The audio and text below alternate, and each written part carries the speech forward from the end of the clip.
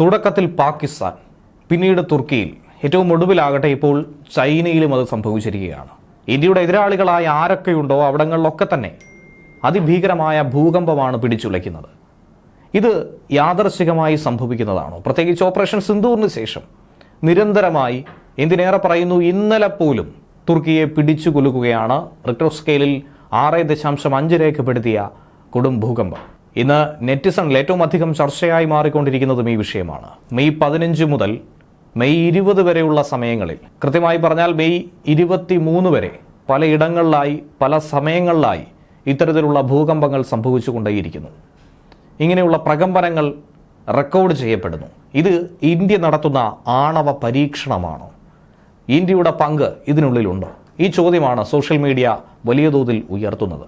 അതിനുള്ള കൃത്യമായ മറുപടി ഇതിനു മുൻപ് നടത്തിയിരിക്കുന്ന സിന്ദൂർ തിരിച്ചടിയിൽ ഇന്ത്യ ആണവായുധം ഉപയോഗിച്ചിട്ടുണ്ടോ?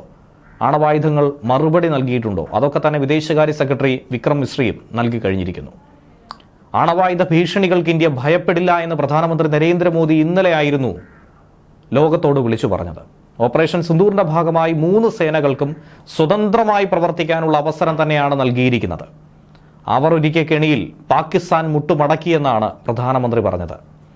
പഹൽഗാം ഭീകരാക്രമണത്തിന് മറുപടിയായി 9 ഭീകര കേന്ദ്രങ്ങളിലായി 22 മിനിറ്റ് കൊണ്ടാണ് ഇന്ത്യ ആക്രമണം നടത്തി തിരിച്ചു പോകുന്നത്. അതുകൊണ്ട് തന്നെ ഇതിന് പിന്നിൽ എങ്ങനെയാണ് ഈ നീക്കങ്ങൾ പൂർണ്ണമായും ഏകോപിപ്പിച്ചത്? അതിന് മറ്റേതെങ്കിലും തരത്തിലുള്ള സഹായങ്ങൾ ഉണ്ടായോ? ഈ പറയുന്ന ആണവ ഭീഷണി അത് ശരിയാണോ എന്നുള്ള ചോദ്യം പലരും ഉയർത്തുന്നുണ്ട്. പഹൽഗാം ഭീകരാക്രമണത്തിന് ധീരവും അതുപോലെ വളരെ കൃത്യവുമായ സൈനിക തിരിച്ചടിയാണ് ഇന്ത്യൻ സായുധ സേനയുടെ ഭാഗത്തു നിന്നും ഉണ്ടായതെന്ന കാര്യത്തിൽ ആർക്കും സംശയമില്ല. അന്ന് ഇന്ത്യക്കെതിരെ ആരൊക്കെ തിരിഞ്ഞു, പാകിസ്ഥാനെ കൂടാതെ തുർക്കിയും ചൈനയും എന്തൊക്കെ ചെയ്തു, അത് നമുക്ക് വളരെ വ്യക്തമായി അറിയാവുന്നതാണ്. അങ്ങനെയുള്ള ഈ 3 രാജ്യങ്ങളും പലയിടത്തായി അടുത്തിടെ തുടർച്ചയായ ഭൂകമ്പങ്ങളാണ് സംഭവിച്ചിരിക്കുന്നത്. ശത്രുവിൻ്റെ മണ്ണിൽ ഭൂകമ്പങ്ങൾ ഉണ്ടാകുമ്പോൾ ഏവരും ചോദിക്കുന്ന കാര്യം, ഇത് പ്രകൃതി ദുരന്തമാണോ, യാദർച്ഛികമായി സംഭവിച്ചതാണോ, അതോ മനുഷ്യനിർമ്മിതമായ ഒരു പ്രകമ്പനം തന്നെ സൃഷ്ടിച്ചതാണോ? കാരണം ഇന്ത്യ തേടുന്ന ഭീകരരൊക്കെ തന്നെ വിദേശ രാഷ്ട്രങ്ങളിൽ, പ്രത്യേകിച്ചും കാനഡയിലും അതുപോലെ തന്നെ പാകിസ്ഥാന്റെ ഉൾപ്രദേശങ്ങളിലുമൊക്കെ കൊല്ലപ്പെടുന്ന സംഭവങ്ങൾ, നേരത്തെ അഫ്ഗാനിസ്ഥാനിലുമൊക്കെ തന്നെ കൊല്ലപ്പെട്ട സംഭവങ്ങൾ, ലോകത്തിന്റെ ഏത് കോണിൽ പോയി ഒളിച്ചാലും അവരെയൊക്കെ തന്നെ അജ്ഞാതർ വേട്ടയാടി കൊലപ്പെടുത്തുന്നു. അവരുടെ യാതൊരുവിധ തെളിവും ഒരു വിവരവും പിന്നീട് പുറത്തു വരുന്നുമില്ല. ഇതൊക്കെ തന്നെയാണ് ഇത്തരത്തിലുള്ള യാദർശിക സംഭവങ്ങളിൽ വളരെയധികം സംശയം തോന്നിപ്പിക്കുന്നത്. അതുകൊണ്ട് തന്നെയാണ് ശത്രു മേഖലയിൽ ഭൂകമ്പ ആഘാതങ്ങൾ ഉണ്ടായപ്പോൾ അത് ഇന്ത്യയോട് കളിച്ചതിൻ്റെ പരിണിത ഫലമാണോ എന്ന് സോഷ്യൽ മീഡിയ പ്രൊഫൈലുകളിലൂടെയും ഇന്റർനെറ്റിലും പലരും കുറിക്കുന്നത്. ഇന്ത്യ വിരുദ്ധ പ്രസ്താവനകളിൽ പാകിസ്ഥാനെ നയതന്ത്രപരമായും സൈനികപരമായും പിന്തുണയ്ക്കുന്ന രാജ്യമായ ചൈനയിൽ കഴിഞ്ഞ വെള്ളിയാഴ്ച രാവിലെ 4.5 തീവ്രത രേഖപ്പെടുത്തിയ ഭൂകമ്പമാണ് ഉണ്ടായത്. യുനാൻ പ്രവിശ്യയിലാണ് ഇതിന്റെ പ്രഭവ കേന്ദ്രമെന്നാണ് മനസ്സിലാക്കാൻ കഴിയുന്നത്. ഇന്ത്യൻ സമയം രാവിലെ 6:29 ഭൂകമ്പം സംഭവിച്ചു. എന്നാൽ വലിയ തോതിൽ നാശനഷ്ടങ്ങൾ ഉണ്ടായിട്ടില്ല, ആളപായം റിപ്പോർട്ട് ചെയ്തിട്ടില്ല. പക്ഷേ ഈ സമയം അത് ശ്രദ്ധിക്കപ്പെടാതെ പോയിട്ടുമില്ല. അതിനൊരു ദിവസം മുൻപായിരുന്നു പാകിസ്ഥാനെ പിന്തുണയ്ക്കുകയും കശ്മീരിലെ ഇന്ത്യൻ നയത്തെ വിമർശിക്കുകയും ചെയ്യുന്ന തുർക്കിയിൽ 5.1 തീവ്രത രേഖപ്പെടുത്തിയ ഒരു ഭൂചലനം ഉണ്ടായത്. ഒരാഴ്ചയ്ക്ക് മുന്നേ അങ്കാറയിലുടനീളം ഈ ഭൂകമ്പം അങ്ങനെ അനുഭവപ്പെട്ടു. എന്നാൽ ചൈനയിലുണ്ടായതുപോലെയല്ല, അതിലും കൂടുതൽ മാരകമായൊരു ഭൂചലനം തന്നെയാണ് അവിടെ ഉണ്ടായത്. വലിയ തോതിലുള്ള രാഷ്ട്രീയ വിള്ളലുകൾ ഭൂമിയെപ്പോലെ തന്നെ കുലുങ്ങുന്നതായി തോന്നുന്നുണ്ട്. എന്നിരുന്നാലും സംശയാസ്പദമായ ഒരു രീതി പാകിസ്ഥാനിൽ നിന്നും ഉയർന്നു കേട്ടു.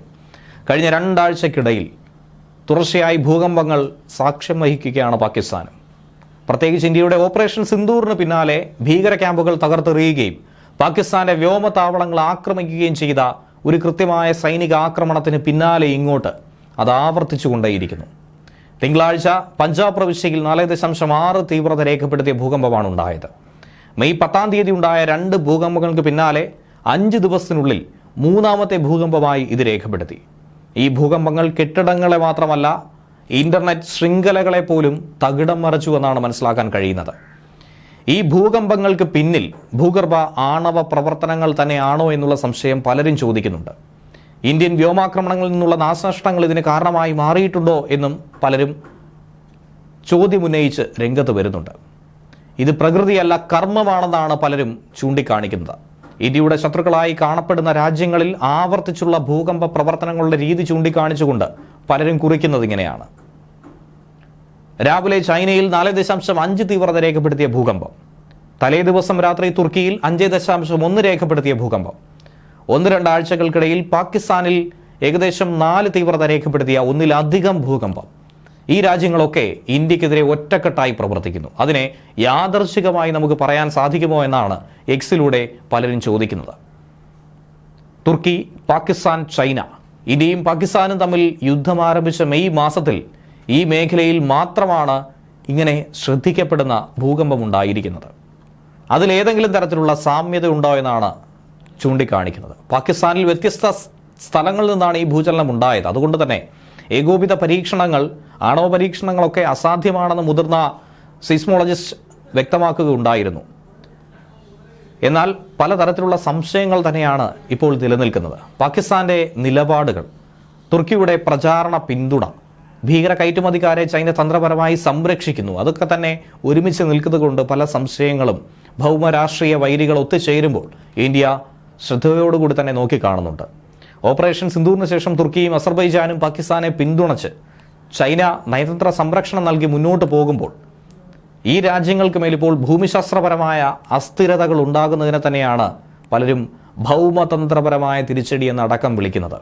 ഇതിനെ കാലം കാത്തുവെച്ച കാവ്യനീതിയെന്നും പലരും കുറിക്കുന്നുണ്ട്. എന്നാൽ ഇത് സ്വാഭാവികമായ ഒരു പ്രകൃതി പ്രതിഭാസമാണെന്നാണ് ശാസ്ത്രലോകം പറയുന്നത്.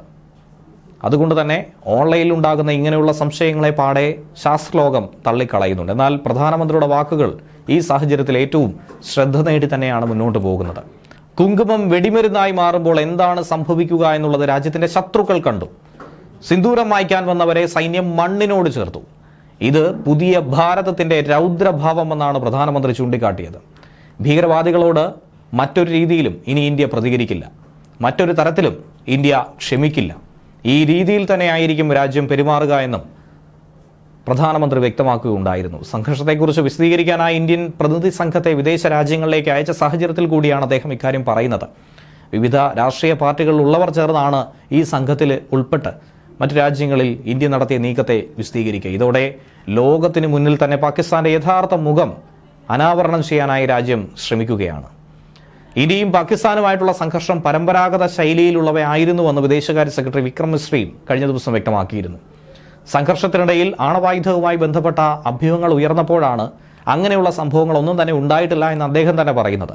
പാർലമെന്റിന്റെ വിദേശകാര്യ സ്ഥിരം സമിതിയിൽ ഓപ്പറേഷൻ സിന്ദൂർ അടക്കമുള്ള വിഷയങ്ങൾ വിശദീകരിക്കുമ്പോഴായിരുന്നു വിദേശകാര്യ സെക്രട്ടറി ഇക്കാര്യങ്ങൾ ചൂണ്ടിക്കാട്ടിയത്. ഇന്ത്യ പാകിസ്ഥാൻ ആണവായുധ കേന്ദ്രത്തിൽ ആക്രമണം നടത്തിയെന്ന വാർത്തകൾ പുറത്തുവന്നു. ഇത് സൈനിക വൃത്തങ്ങൾ തുടക്കം മുതലേ തള്ളിക്കളഞ്ഞെങ്കിലും സംശയങ്ങൾ നിലനിൽക്കുന്നുണ്ട്. ആ സാഹചര്യത്തിൽ കൂടിയാണ് യോഗത്തിൽ ഈ വിഷയം ഉയർന്നു കേട്ടത്. ഇന്ത്യ ആക്രമിച്ചാൽ ആണവായുധം ഉൾപ്പെടെ പ്രയോഗിക്കുമെന്ന് പാകിസ്ഥാൻ പലതവണ ഭീഷണി മുഴക്കിയിരുന്നു. ഇതുകൂടി പരിഗണിച്ചുകൊണ്ടാണ് ആണവ സൂചനകളൊന്നും തന്നെ സംഘർഷത്തിൽ ഉണ്ടായില്ല എന്ന് അദ്ദേഹം തന്നെ വ്യക്തമാക്കാൻ രംഗത്ത് വന്നത്. 4 ദിവസത്തെ സൈനിക സംഘർഷം അവസാനിപ്പിക്കാൻ അമേരിക്കയുടെ പങ്ക് സംബന്ധിച്ചും പല വാദങ്ങൾ ഉയർന്നു കേട്ടപ്പോൾ വെടിനിർത്തൽ ധാരണയിലെത്തിയത് ഇരു രാജ്യങ്ങളും തമ്മിൽ മാത്രമാണെന്നും വിദേശകാര്യ സെക്രട്ടറി ചൂണ്ടിക്കാട്ടി. ഇരു രാജ്യങ്ങളുടെയും മിലിറ്ററി ഓപ്പറേഷൻസ് ഡയറക്ടർ ജനറൽമാർ തമ്മിലാണ്, DGMOമാർ തമ്മിലാണ് വെടിനിർത്തൽ ധാരണയിലെത്തിയത്. അത് മെയ് 10 നടപ്പിലാക്കിയെന്നും അദ്ദേഹം തന്നെ വിശദീകരിച്ചിട്ടുണ്ട്. പാകിസ്ഥാൻ ചൈനീസ് നിർമ്മിത ആയുധങ്ങൾ ഉപയോഗിച്ചത് ഒരു പ്രശ്നമല്ല.